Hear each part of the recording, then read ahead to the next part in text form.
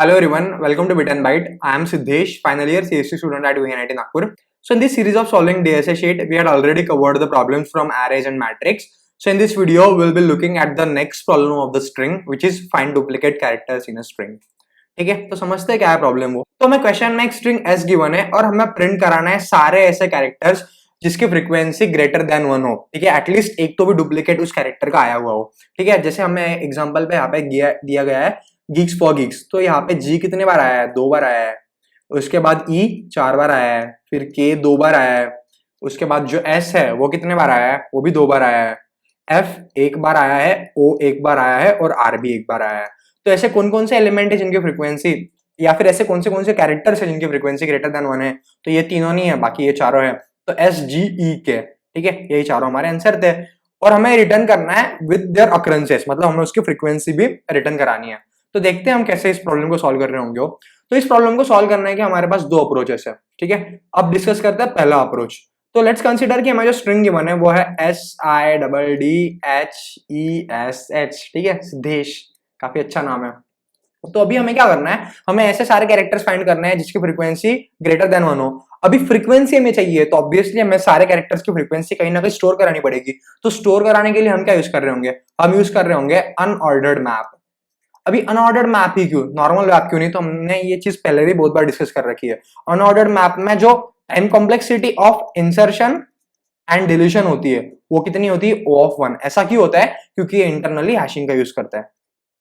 और अगर हम नॉर्मल मैप का यूज करें तो उसमें टाइम कॉम्प्लेक्सिटी कितनी निकल कर आती है? O of log n निकल आती है, क्योंकि वो इंटरनली रेड ब्लैक ट्रीज को यूज कर रहा होता है। ठीक हो गया। तो अभी हम अनऑर्डर्ड मैप जो क्रिएट करके हम सारे कैरेक्टर्स की फ्रीक्वेंसी उसमें स्टोर कर लेंगे।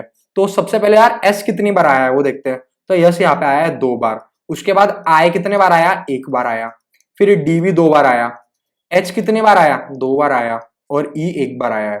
ठीक है, तो हमने सारे कैरेक्टर्स की फ्रीक्वेंसी इसमें स्टोर करा ली। तो भी ऐसे कौन से कैरेक्टर्स है जिनकी फ्रीक्वेंसी ग्रेटर देन 1 है? तो वो है, एक तो यस हो गया। ठीक है, एस की फ्रीक्वेंसी कितनी है यहाँ पे? 2 है। उसके बाद डी की फ्रीक्वेंसी भी 2 है और एच की फ्रीक्वेंसी भी 2 है। तो हमारा आंसर क्या हो जाएगा? S2, D2 और H2। ओके, तो अब हमने सबसे पहले क्या किया? एक अनऑर्डर्ड मैप बना लिया। ठीक है, अनऑर्डर्ड मैप बना लिया। उसके बाद हमने सारी फ्रीक्वेंसी ऑफ कैरेक्टर्स उसमें स्टोर करा लिया। उसके बाद हम उस मैप में ट्रैवर्स किए, और मैप में ट्रैवर्स करने के बाद देख लिया कि ऐसे एलिमेंट जिनकी फ्रीक्वेंसी ग्रेटर देन 1 हो, वो सारे हमने आंसर नामक जो हमारा वेक्टर ऑफ पेयर या जो भी चीज है मैप है उसमें हम स्टोर करा देंगे। तो बात करते हैं इस अप्रोच के टाइम कॉम्प्लेक्सिटी के बारे में। तो टाइम कॉम्प्लेक्सिटी कितनी होगी? अनऑर्डर्ड मैप बनाने के बाद हम फ्रीक्वेंसी को उसमें स्टोर कर रहे होंगे। तो अनऑर्डर्ड में स्टोर करने का या फिर अनऑर्डर्ड में फ्रीक्वेंसी को हर बार इंक्रीमेंट करने की टाइम कॉम्प्लेक्सिटी है O of 1 है, जो भी हमने देख ली। प्लस हम हर एक एलिमेंट पे ट्रैवर्स करके उसकी फ्रीक्वेंसी इंक्रीमेंट करेंगे ना, तो O of 1 plus O of n plus last में हम मैप में भी ट्रैवर्स कर रहे होंगे। तो मैप में भी वर्स्ट केस में कितने एलिमेंट्स हो सकते हैं? जब सारे एलिमेंट उस स्ट्रिंग में डिस्टिंक्ट हो तो n एलिमेंट्स होंगे मैप में भी, तो उसमें भी O of n। तो टोटल टाइम कॉम्प्लेक्सिटी कितनी निकल कर आई? O निकल कर आई O of n। और स्पेस कॉम्प्लेक्सिटी कितनी है? तो हमें यार स्पेस कॉम्प्लेक्सिटी हम एक मैप बना रहे हैं ना यहाँ पे, तो मैप में भी वर्स्ट केस में सारे एलिमेंट्स होंगे, तो स्पेस कॉम्प्लेक्सिटी भी निकल कर आएगी, O of n निकल कर आएगी। ठीक है, तो ये हमारी होगी टाइम कॉम्प्लेक्सिटी और स्पेस कॉम्प्लेक्सिटी। ठीक है यार, इसमें तो कोई दिक्कत नहीं है। बट लेट्स कंसीडर कि हमें एक ऐसा सिस्टम बनाना है जिसमें हमें स्पेस की थोड़ी हमारे पास कमी है, थोड़ी दिक्कत है। हमें ना स्पेस बिल्कुल यूज नहीं करनी है। हाँ, भले ही थोड़ा टाइम ज्यादा लग जाए तो चलेगा, बट स्पेस यूज नहीं करनी है। तो उसके लिए भी बात करते हैं अप्रोच नंबर 2 की। अप्रोच 2, तो इसमें यार हम सॉर्टिंग का यूज कर रहे होंगे। अभी हम सबसे पहले क्या करेंगे? स्ट्रिंग को सॉर्ट कर देंगे। अभी स्ट्रिंग को सॉर्ट करने के बाद SIDDHESH ये क्या बन जाएगा? तो लेक्सियोग्राफिकली सबसे छोटा एलिमेंट कौन सा है यहाँ पे? ABCD है, तो दोनों D यहाँ पे आ जाएंगे। D के बाद E आता है तो E यहाँ पे आ जाएगा। E के बाद FGH आएंगे तो दोनों H यहाँ पे आ जाएंगे। उसके बाद I और लास्ट में आ जाएंगे दोनों S। ठीक है, कलर चेंज कर लेता हूँ, लगे तो व्हाइट कलर ले लेता हूँ। ओके, तो DDEHHISS। अभी सबसे पहले समझते हैं सॉर्टिंग का फायदा क्या होगा यहाँ पे। तो यहाँ पे सॉर्टिंग की वजह से क्या होगा? सारे सिमिलर या सारे सेम कैरेक्टर जितने भी है, जैसे कोई भी कैरेक्टर 5 बार आ रहा है और वो अलग अलग पोजीशन पे आ सकता है ना, स्ट्रिंग पे कहां पे भी आ सकता है, तो सॉर्ट करने के बाद वो सारे अगल बगल में आ जाएंगे। ठीक है ना, सारे देखो जैसे यहाँ पे एस जो है वो दूर दूर थे, बट वो सॉर्ट करने के बाद एक साथ आ गए। ठीक है, तो सारे सेम कैरेक्टर्स एक साथ आ जाएंगे। अभी इससे फायदा क्या होगा? तो हम पहले डी पे देखेंगे, क्या डी के बाद भी डी है? तो हाँ है। तो डी का काउंट कितना है? 2 है। तो हम डी को प्रिंट करा लेंगे, ग्रेटर देन 1 है ना। फिर ई के बाद कोई है नहीं है, तो मतलब ई का काउंट सिर्फ 1 है, तो हम ई को प्रिंट नहीं करा रहे होंगे। अभी एच के बाद भी एच है, कितने बार है, 2 बार है, तो एच को भी प्रिंट करा लेंगे क्योंकि ग्रेटर देन 1 हो गया फ्रीक्वेंसी। फिर आई कितने बार है, एक ही बार है, इसके बाद है नहीं, और एस जो है वो भी 2 बार है, ठीक है, तो एस भी 2 बार। तो यार अब बात करते हैं इसकी टाइम कॉम्प्लेक्सिटी और स्पेस कॉम्प्लेक्सिटी के बारे में। तो टाइम कितना लगेगा, हम सबसे पहले स्ट्रिंग को सॉर्ट कर रहे होंगे, तो सॉर्ट करना है मतलब हमें पता है कोई भी चीज में अगर हमारे पास n एलिमेंट्स है तो उसको सॉर्ट करने की टाइम कॉम्प्लेक्सिटी कितनी होती है, वो होती है n log n। तो यहाँ पे भी हो जाएगा n log n, बाद में तो और कुछ है नहीं, राइट, बाद में फिर से हम ट्रैवर्स कर रहे होंगे, तो n log n plus o of n। और स्पेस कॉम्प्लेक्सिटी कितनी है, क्या हम नया कुछ भी बना रहे हैं, तो बिल्कुल नहीं बना रहे, तो o of 1। तो टाइम कॉम्प्लेक्सिटी हो जाएगी o of n log n और स्पेस कॉम्प्लेक्सिटी हो जाएगी o of 1। तो यही हमारे दोनों अप्रोच थे। अभी फटाफट इसे कोड करके देखते हैं। इसके लिए ओपन कर लेते हैं अपनी आईडी, इंपोर्ट करा लेंगे अपने स्निपेट को। ओके, अभी सबसे पहले हम स्ट्रिंग को इनपुट लेंगे, तो यहाँ पे स्ट्रिंग एस बना लेते हैं और सीन कर देंगे उसको, ठीक है, इनपुट ले लेंगे। अभी हमारे पास स्ट्रिंग जो है इनपुट में आ चुकी है।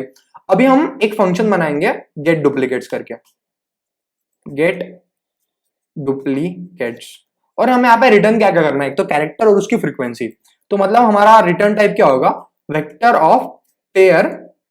पेयर में क्या क्या होगा, एक तो कैरेक्टर होगा और इंट होगा ना उसकी फ्रीक्वेंसी, ठीक है, गेट डुप्लीकेट्स, और इनपुट में हमारी वो स्ट्रिंग आ रही होगी, ठीक है। तो ये फंक्शन जो हम बना रहे होंगे, तो अभी एस हमारा बन गया। अभी हम vector of pair of char comma int, जो कि हमारा आंसर रहेगा, तो उसका नाम दे देते हैं answer equal to get duplicates, जिसमें हम पास कर रहे होंगे स्ट्रिंग को, ठीक है। अभी हमारे पास आंसर भी आ गया। अभी आंसर को हमें प्रिंट कराना पड़ेगा, तो फॉर ऑटो IT आंसर।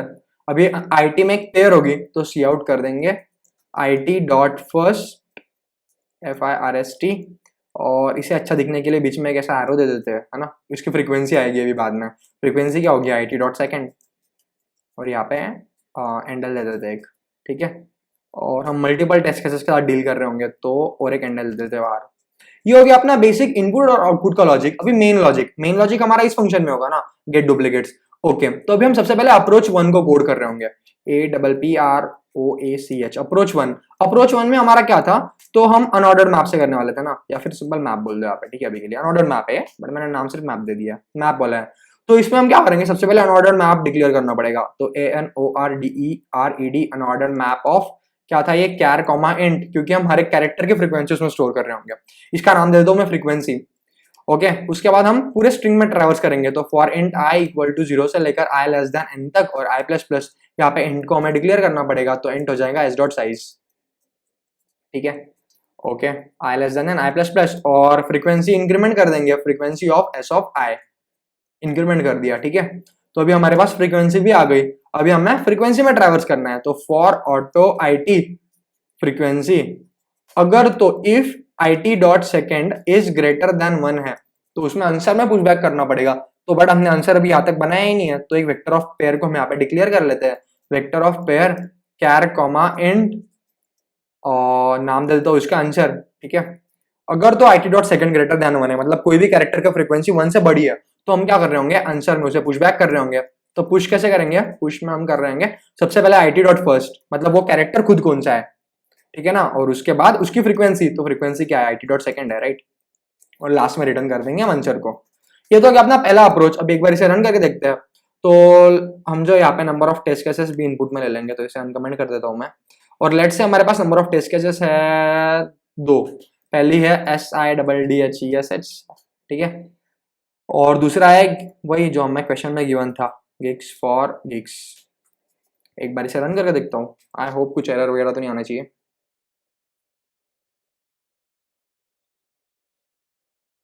तो H2D2 S2 बिल्कुल सही है, S2K2 E4 G2 हमारा आंसर है, वो बिल्कुल सही आया है। अभी हम दूसरे अप्रोच को कोड करके देखते हैं। तो ये वाले अप्रोच को मैं कर देता हूँ कमेंट आउट, ठीक है, कमेंट कर दिया मैंने इसे।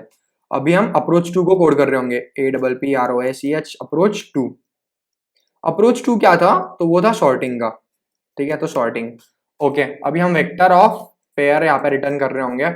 पेयर किसकी थी, कैरेक्टर और इंट की थी, और फंक्शन का नाम होगा गेट डुप्लीकेट्स, जो इनपुट जो पैरामीटर में होगा उसके स्ट्रिंग s, और इंट n यहाँ पे सबसे पहले हम डिक्लेयर कर देंगे s डॉट साइज, कि उस स्ट्रिंग की साइज कितनी है।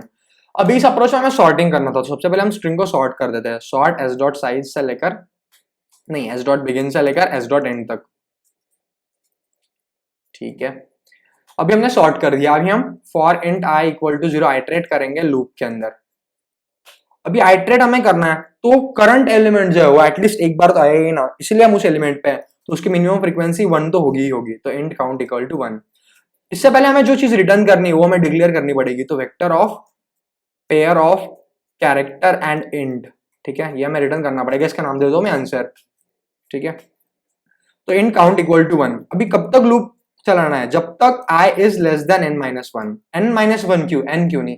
तो इसका रीजन ये है कि हम यहाँ पे चेक कर रहे होंगे s of i equal to s of i plus 1। अभी हम i प्लस 1 को एक्सेस करने की कोशिश कर रहे हैं, तो अगर ये i इक्वल टू n-1 हो जाता है तो i plus 1 s of n हो जाएगा, तो हमें रन टाइम एरर दे देगा ना, इसलिए i लेस देन n-1। जब तक ऐसा है तब तक काउंट को भी इंक्रीमेंट करो और i को भी इंक्रीमेंट करो।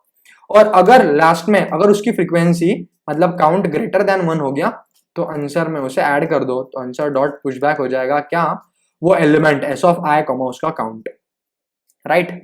और लास्ट में रिटर्न कर देंगे हम आंसर को।